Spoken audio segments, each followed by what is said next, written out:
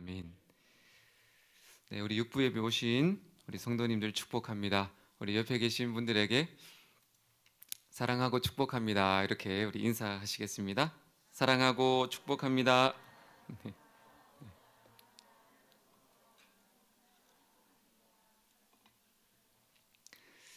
네, 이렇게 늦은 시간에 우리 좀 피곤하시고 또 그렇지만 우리 밝게 깨어서 그렇게 하나님 말씀 같이 듣기를 원합니다. 오늘 제목은 연약한 우리를 도우시는 성령님, 이런 제목으로 같이 은혜를 나누겠습니다. 여러분, 예수 그리스도를 이제 믿은 후로, 예수님을 믿은 후로 이게 가장 좋다. 예수 그리스도를 믿은 후로 내 삶에 참 이게 행복하다. 이런 것들이 혹시 있습니까? 예수님을 믿고 나서 나에게는 이런 좋은 것이 생겼다. 아마 여러분들 예수님을 믿은 후로 각자마다 좋은 것들을 많이 이렇게 나열해 보실 수 있을 겁니다. 가장 큰 축복이 뭘까요? 예수님을 믿은 후로 가장 큰 축복은 영생이겠죠. 우리가 죽을 때, 우리가 마지막 호흡이 멈출 때 우리 주님이 여러분과 저를 천국으로 이렇게 인도하는 것, 영생, 그게 우리가 예수 믿을 때 가장 큰 축복이라고 생각이 됩니다. 그러면 우리가 이 땅에 살면서 예수 믿은 것이 참으로 즐겁고 기쁘다. 이 땅에서 여러분은 그것이 무엇입니까? 이 땅을 살면서 가장 내가 예수 믿은 게 참 잘했다, 뭐 이런 거. 그것은 오늘 우리가 읽은 말씀처럼 우리가 알 수 있듯이 우리가 죽기 전에 이 땅에서 가장 누릴 수 있는 가장 큰 축복은 바로 성령님이 나와 함께 하신다는 그것이 가장 큰 축복이라는 겁니다. 예수님이 주신 가장 큰 선물과 축복이 성령님이십니다. 성령님은요, 세상에 어디에도 없는 가장 거룩하시고 가장 정결하시고 가장 아름다우시고 가장 좋으신 분이라는 겁니다. 세상에 그 누구도 그 어떤 것도 성령님과 비할 바가 안 된다는 거죠. 황금도 뭐 어떤 그 찬란한 자연 환경까지도 우리 성령 하나님의 아름다우심에는 비할 바가 되지 않는다는 거죠. 그분은 보혜사로 오셨습니다. 다른 말로 친구로 오셨다는 겁니다. 교회를 우리가 출석하면서 예배를 드리면서 성령 하나님에 대해서 우리가 모르고 살아가는 것만큼 참으로 안타까운 것은 없어요. 그것은 마치 부자 아버지를 둔 아들이 아버지 없이 방황하며 떠돌면서 거린처럼 살아가는 것과도 같아요. 그 정도로 우리 성령 하나님은 우리에게 전부입니다.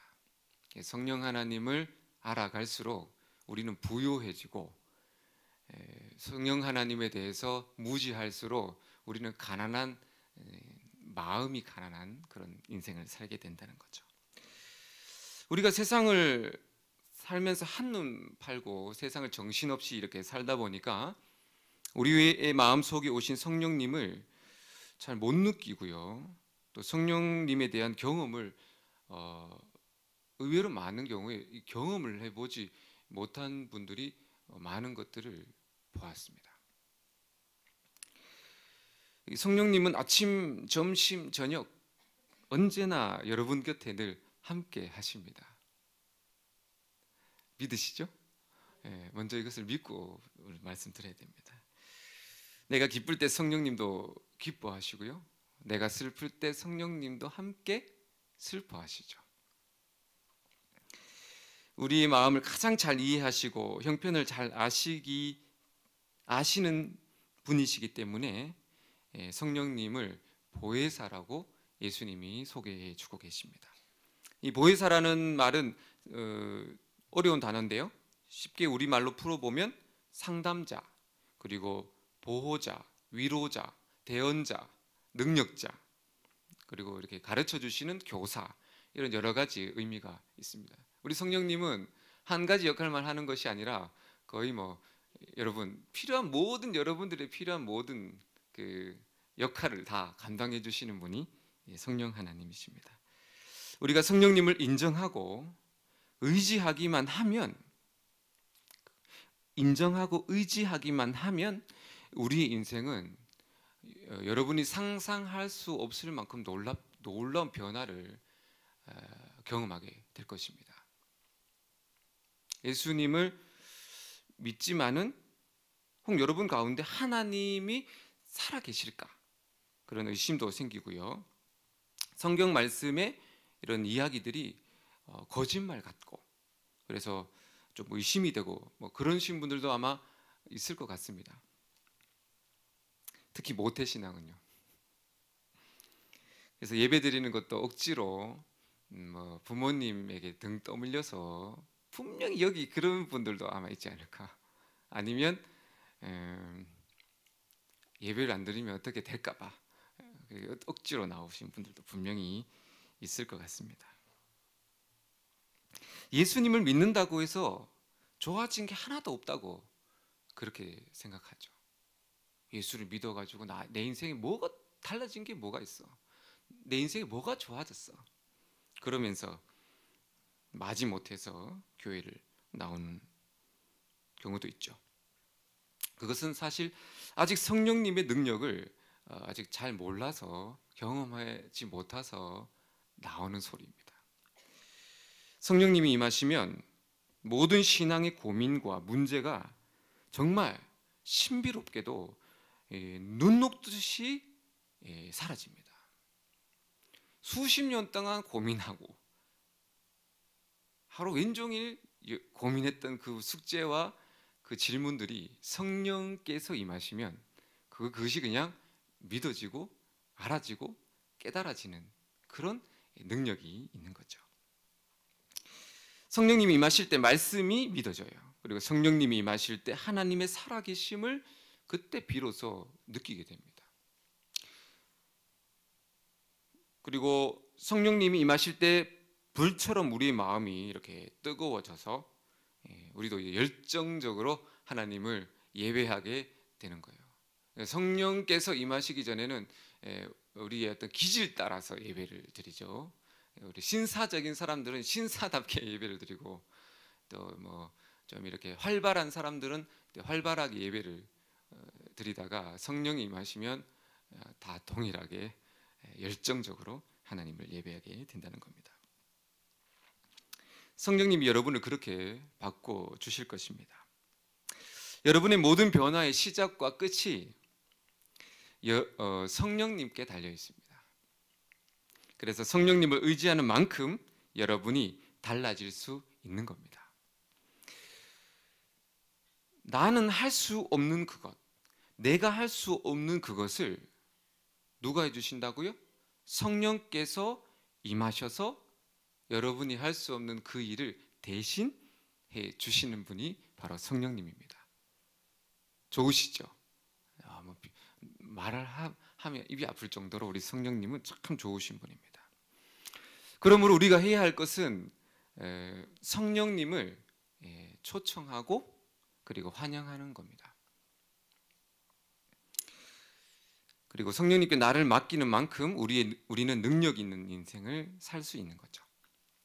그래서 오늘 우리가 모두가 좋으신 이 성령 하나님을 환영하고 또 인정하고 초청하고 갈망하는 그런 은혜가 저와 여러분에게 임하시길 예수님 이름으로 축복을 드립니다. 사실 이것도 은혜가 필요한 거죠. 우리가 성령님을 좀 잘 이해하려면 성령님하고 친밀하게 지냈던 그런 스승을 잘 만나야 되잖아요. 성경에도 성령님하고 특별히 친했던 두 사람이 찾아보니까 두 사람이 있었습니다. 이 성경을 가만히 읽어보시면 특별히 친하게 성령님하고 아주 성령 충만했던 두 분이 나오는데요. 첫 번째 분은 성령님을 우리에게 보내주신 예수 그리스도이십니다. 예수님은 얼마나 성령님하고 친밀하셨냐면 태어나실 때부터 성령님으로 인해서 태어나신 분이죠. 그리고 공생의 사역을 시작하실 때 요단강에서 세례를 받을 그때에 성경에 보니까 성령이 비둘기같이 예수님의 머리 위에 임하셨다. 그렇게 예수님이 성령을 받는 그런 장면을 기록하고 있습니다. 거기서 멈추지 않고요. 예수님은 광야로 들어가서 40일 동안 금식하시면서 중요한 것이 금식하시면서 성령님과 깊은 교제를 나누십니다. 이것을 증명하는 그 말씀이 바로 뒤에 나오는데요. 40일 금식을 마치시고 우리 주님이 이제 광야에서 다시 마을로 돌아오실 때 성경은 예수님을 이렇게 묘사하고 있습니다. 예수께서 성령의 능력으로 갈릴리에 돌아가시니 그 소문이 사방에 퍼졌고 아멘.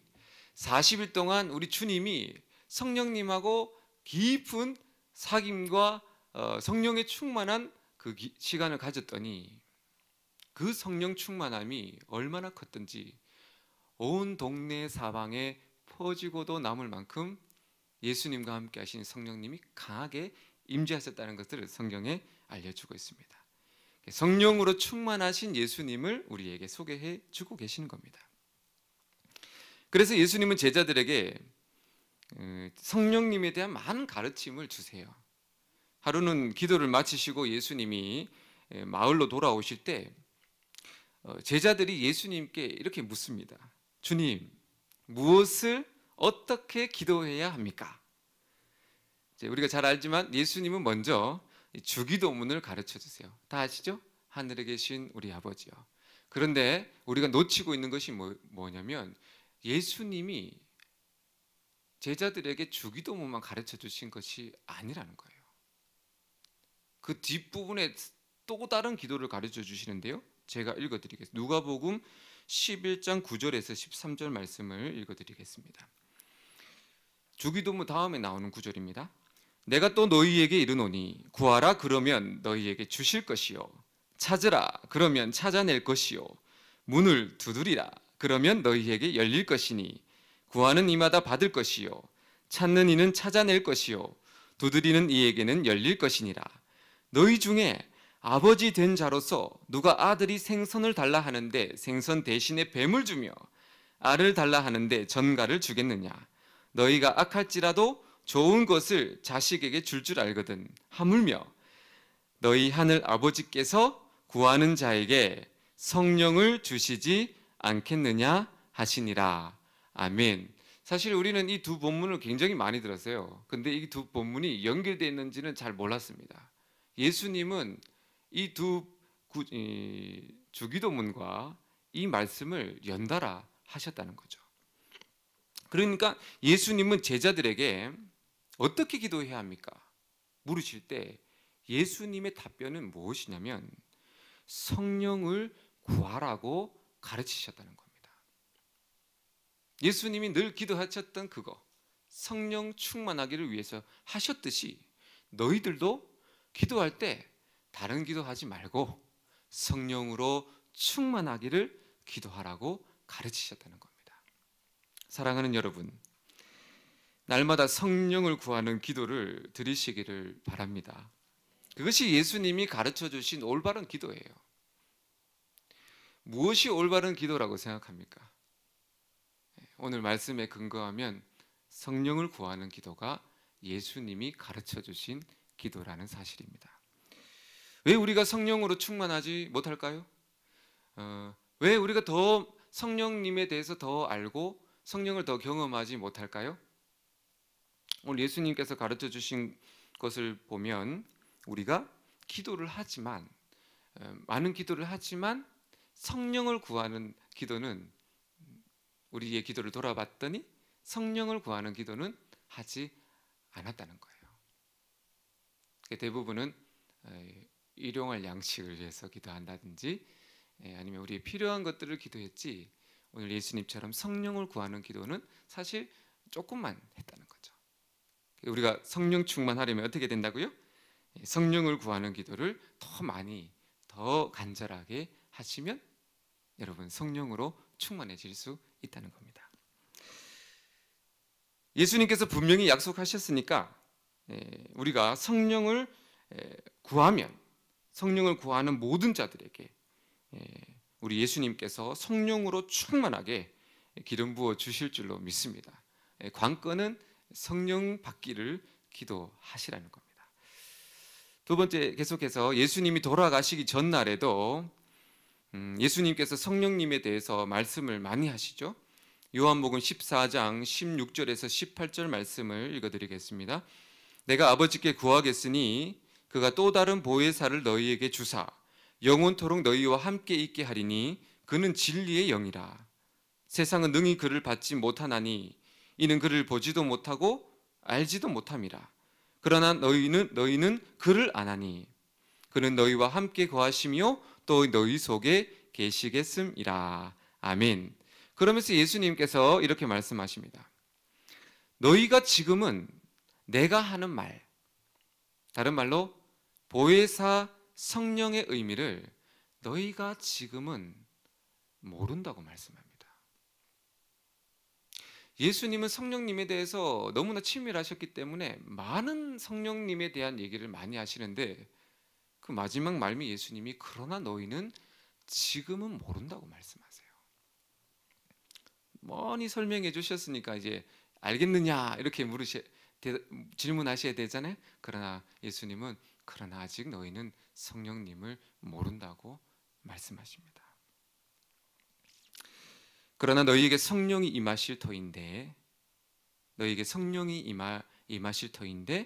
그때 너희가 알리라라고 말씀합니다. 그날의 보혜사 곧 아버지께서 내 이름으로 보내실 성령, 그가 너희에게 모든 것을 가르치고 내가 너희에게 말한 모든 것을 생각나게 하리라. 아멘.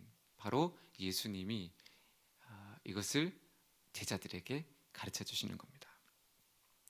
예수님의 말씀대로 실제가 되는데요. 예수님이 부활 승천하시고 오순절 50일 후에 마가의 다락방에 120명의 제자들이 함께 모여 있을 때 약속하신 성령님이 그 제자들에게 임하십니다. 비로소 그들은 예수 그리스도께서 하신 말씀, 보혜사 성령님을 알게 된 겁니다. 그리고 성령님을 경험하게 된 거죠. 예수님의 말씀의 논지는 이겁니다. 성령 하나님을 머리로 이해할 수 없다는 겁니다. 그리고 배워서 지식으로 알 수 있는 분이 아니라는 거죠. 그럼 어떻게 해요? 실제로 너희에게 성령이 임하실 때 성령님이 누구인지 너희들이 알게 될 것이다. 이게 예수 그리스도께서 제자들에게 성령님에 대한 가르침의 결론입니다.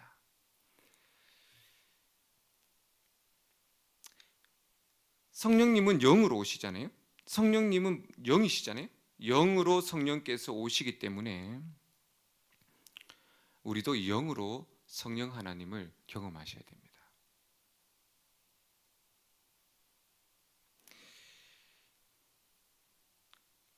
그것이 오늘 예수님께서 친밀한 예수님께서 성령님에 대해서 가르쳐 주시는 두 가지입니다.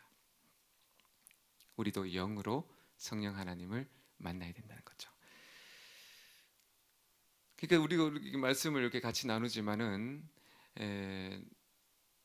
우리 주님의 성령께서 여러분에게 직접 임재하셔서 좋으시고 아름다우신 성령께서 여러분에게 만나 주실 때 성경도 이해가 되어지고 우리가 나누는 이 성령 하나님도 그때 이제 알겠다 이렇게 되는 겁니다.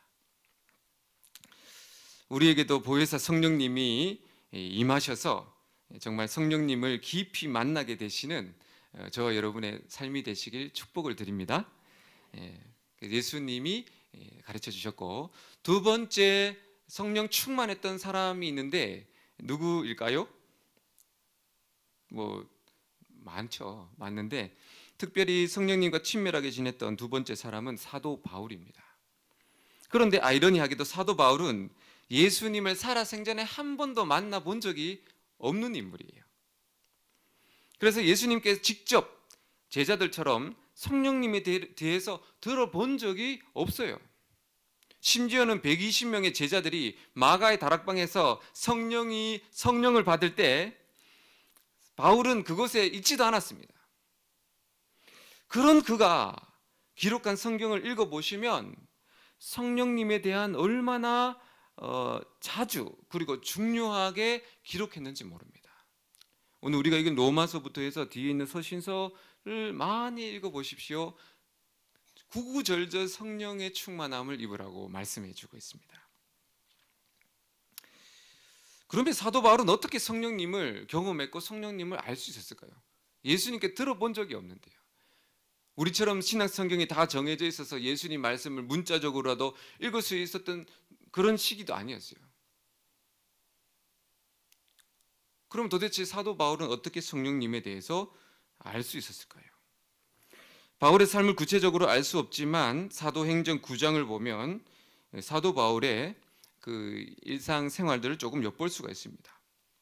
바울이 예수님을 믿는 사람을 잡으러 다메섹으로 가던 길에 갑자기 하늘에서 강한 빛이 비춰져서 놀라 말에서 떨어집니다. 그리고 주님의 음성이 들려요. 사울아 사울아 어찌하여 나를 핍박하느냐? 주여 누구십니까? 나는 네가 핍박하는 예수라. 음성을 듣게 되죠. 그리고 바울은 그 충격으로 눈이 멀어버렸습니다. 사람들의 손에 이끌려서 담메색으로 들어가게 됩니다. 사울의 충격이 얼마나 컸던지 사흘 동안 먹지도 마시지도 않는 이 소위 말하는 멘붕 상태에 빠지게 됩니다. 설명할 수 없는 강한 빛, 내가 예수다라, 내가 예수다라는 분명하고도 뚜렷한 주님의 음성 들었습니다. 그러나 사울은 여전히 자기에게 일어난 이 기가 막힌 일들에 대해서 도저히 납득이 되지 않는 거예요. 이해할 수가 없었습니다. 믿어지지가 않았습니다. 예수님의 음성을 들었어도 의심했고요, 믿지 못했다는 겁니다. 사랑하는 여러분, 기적을 체험하고 예수 그리스도께서 환상 가운데 우리에게 나타나셔도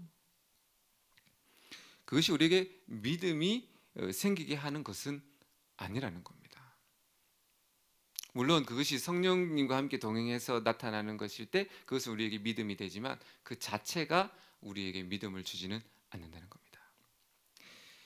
오직 성령이 임할 때 예수님을 믿을 수 있음을 믿으시기를 바랍니다. 오직 성령이 임할 때만 믿음이 생기는 거예요. 사도 바울은 그때까지 빛을 경험하고 예수 그리스도의 음성을 경험했음에도 불구하고 여전히 의심하며 예수님을 믿지 못하고 방황하고 있더라는 겁니다. 그런 방황하는 바울에게 예수님은 아나니아에게 사울을 찾아가서 안수하여 다시 보게 하라고 말씀합니다. 그래서 아나니아는 사울을 찾아가서 이렇게 말합니다. 사도행전 9장 17절입니다. 아나니아가 떠나 그 집에 들어가서 그에게 안수하여 이르되 형제 사울아 주 곧 내가 오는 길에서 나타나셨던 예수께서 나를 보내어 너로 다시 보게 하시고 성령으로 충만하게 하신다 하니 즉시 사울의 눈에서 비늘 같은 것이 벗겨져 다시 보게 된지라. 일어나 세례를 받고 음식을 먹으며 강건하여 지니라. 아멘. 잘 읽어보십시오. 뭐라고요? 성령으로 충만하게 하신다 기록되어 있습니다. 바울은 아나니아의 안수를 통해서 성령을 처음으로 경험하게 된 것입니다. 성경에 보면 안수함으로 성령을 받는 그런 기록들이 많이 나와 있습니다. 신학적으로는 여러 가지 설명이 필요하지만은 성경 그 자체로는 안수할 때 성령의 기름 부으심이 임하게 됩니다. 이것을 설명하면 바로 이것은 교회를 의미하는 겁니다. 함께 성도들이 모여 함께 손을 잡고 함께 성령 받기를 기도하며 함께 부르짖을 때 성령님께서 강하게 역사하신다는 것들을 이제 표현하고 있는 말씀입니다. 그러니까 우리가 어떻게 교회를 떠나서 성령 충만할 수 있을까요? 없죠. 혼자 공동체 생활 없이 혼자 예배만 드리면 성령 충만할 수 있을까요? 없죠. 목장 모임도 하시고 또 교육도 받으시고 그런 가운데 또 지도자나 또 목자나 또 이렇게 믿음에 좋은 선배들을 통해서 기도도 받으시고 함께 손을 얹고 기도할 때 여러분 성령께서 강하게 역사해 주신다는 그런 말씀입니다. 이게 사도 바울이 성령에 받게 된 그런 이야기죠. 바울은 안수를 통해서 성령을 경험한 후에 만족하지 않습니다. 그 이후에 예루살렘을 떠나 고향 다소로 들어갑니다. 그리고 나서 3년 동안 이 바울이 3년 동안 성령님을 깊이 경험하는 기도하면서 성령을 깊이 경험하게 되고 말씀을 묵상하면서 성령의 충만한 그런 상태로 들어가게 된다는 겁니다. 이것이 또 무슨 말씀이냐면 이렇게 안수함으로 성령께서 그 외적인 은혜로 하나님의 성령의 기름 부으심이 임하는 것은 어떻게 보면 일시적일 수가 있다는 거죠. 그러나 바울은 거기서 멈추지 않고 이제는 그 성령 충만함을 가지고 끊임없이 기도로 성령에 더 충만하기를 기도했다고 말씀해 주고 있습니다. 그래서 성령께서 날마다 이렇게 바울을 충만하게 하셨기 때문에 바울은 누구보다 성령 충만한 사역을 감당할 수 있었고 오늘 우리 말씀처럼 정말 박해도 견딜 수 있었고 또 하나님의 예수 그리스도의 증인으로 살아갈 수 있었다는 겁니다. 누가 사울을 바울되게 하셨습니까? 바로 성령께서 예수 믿는 사람을 죽이는 일에 앞장섰던 그 못난 사울을 예수님을 증거하는 바울되게 하셨다는 겁니다. 성령께서 사울을 바울되게 하신 거예요. 예수 그리스도의 음성, 강한 빛, 그것이 사울을 바울되게 한 1차적인 요인이지만 근본적인 변화는 성령께서 그것을 가능하게 했다는 겁니다. 성령님이 임하시면 살인자도 순한 양으로 바꿔주세요. 절대 바뀌지 않을 것 같은 여러분의 자녀, 남편, 아내, 가족, 직장, 내 힘으로는 절대 못할 것 같은 그 모든 것, 여러분 성령께서 임하시면 아름답게 변화될 줄로 믿습니다. 이게 비결입니다. 그러므로 날마다 성령이 임하시기를 사모하며 함께 모여 기도하시기를 축복을 드립니다. 이런 사도 바울이 성령님의 충만한 사도 바울이 오늘 성령님에 대한 한 부분을 소개하고 있습니다. 여러분 성령님에 대한 아름다운 좋은 이야기들은 너무 많지만 오늘은 이 부분만 연약함을 도우시는 성령님에 대해서 사도 바울이 본인이 직접 경험한 것을 기록하고 있습니다. 그리고 말할 수 없는 탄식으로 기도하시는 성령님에 대해서 소개하고 계십니다. 사도 바울이 성령님을 충만하게 경험했더니 연약함을 도우시는 성령님을 경험했다는 거죠. 여기에서 도운다는 이 단어는요, 이 바울이 그 성령님이 도와주시는다는 그 의미를 표현할 길이 없어가지고 무려 이 세 단어를 합쳐가지고 우리 말로는 도운다라고 표현을 한 단어잖아요. 그런데 이 원어에는 세 단어를 짬뽕 시켜가지고 성령님이 연약한 너희들을 도운다는 것들로 표현하고 있어요. 어떻게 표현할 길이 없어가지고 이게 세 단어예요. 헬라어로 순, 안티, 람바노, 마이. 순, 안티, 람바노, 마이. 무슨 뜻이냐면요, 순, 함께 내 곁에 계셔서 다정하게, 이런 뜻입니다. 함께 내 곁에 계셔서 다정하게. 그다음 안티, 반대편에서, 건너편에서, 내가 할 수 없는 곳에서, 내 손이 미치지 않는 곳에서, 저 강이 있다면 저 건너편에서, 이런 장소라는 개념이죠. 람바노마이, 번쩍 들어 옮겨준다, 이런 뜻입니다. 연결해 보면 도우신다는 의미는 내 곁에서 나와 함께 다정하게 계시며 내가 감당할 수 없는 저 건너편에서 내가 안고 있는 문제를 번쩍 들어서 옮겨 주신다. 이게 도운다는 의미입니다. 성령님은 우리가 인생에 큰 짐이 무거워 쩔쩔매고 있을 때 우리의 무거운 짐을 번쩍 들어 옮겨 주시는 분이십니다. 좋으시죠? 사랑하는 여러분, 우리 인간은 대단한 것 같아도 참으로 연약한 존재입니다. 쉽게 깨어지는 존재죠. 쉽게 무너지고, 연약한 것을 나열하면 한도 끝도 없습니다. 그런 우리가 인생을 살다 보면 생각지 않은 많은 바위 덩어리 같은 큰 문제가 내가 가야 될 그 길을 막고 있어요. 그래서 많은 사람들은 큰 문제 앞에서 좌절하고 낭망하고 심지어는 포기하고 인생을 끝맺기도 하죠. 그러나 하나님의 자녀들은 큰 바위 덩어리 같은 문제를 만나도 걱정할 필요가 있습니까? 없습니까? 없습니다. 왜요? 보혜사 성령님께서 여러분의 연약함을 도와주시기 때문입니다. 어떻게 해요? 번쩍 들어가지고 옮겨주시는 보혜사. 순 안티 람바노 마이. 우리에게 무거운 짐을 번쩍 옮겨주시는 성령 하나님을 찬양합니다. 사랑하는 여러분, 성령님의 도우심을 믿으시기를 바랍니다. 우리 인생은 밑빠진 물 붓는 인생입니다. 그래서 채워도 채워지지 않아요. 돈을 아무리 많이 벌어도 돈에 대한 욕심은 채워지지 않습니다.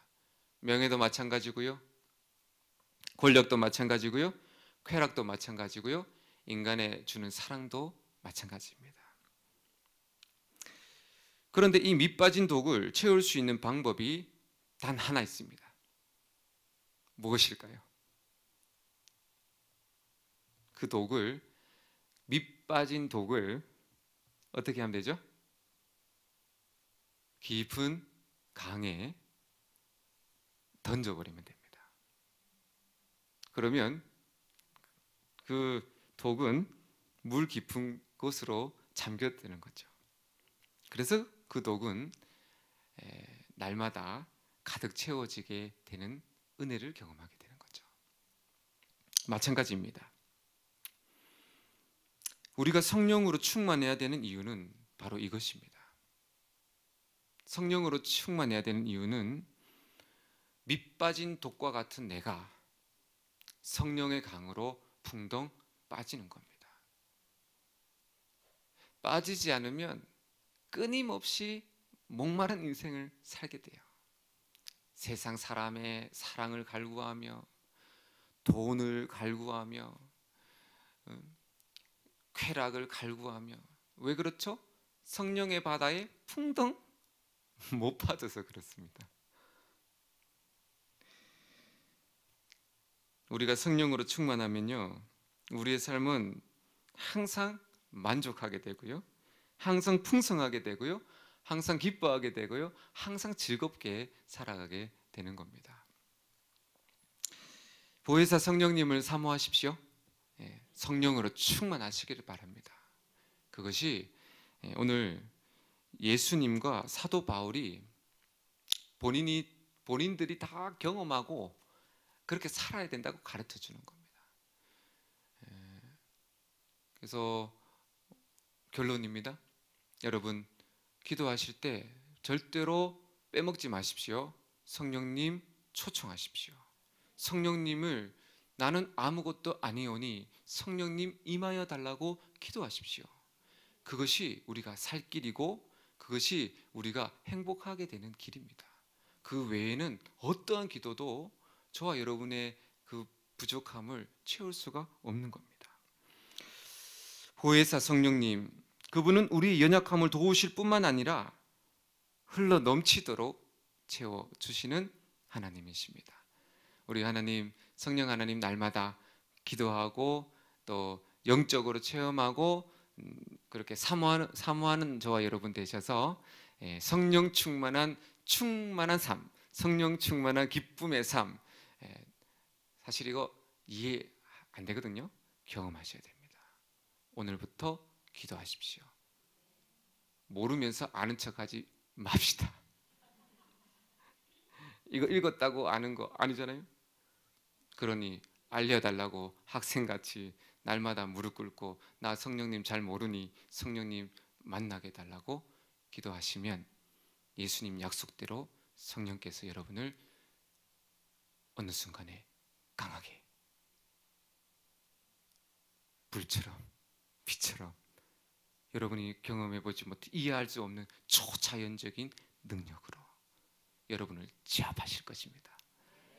새로운 인생을 허락하실 것입니다. 우리 시간 찬양하면서 우리 함께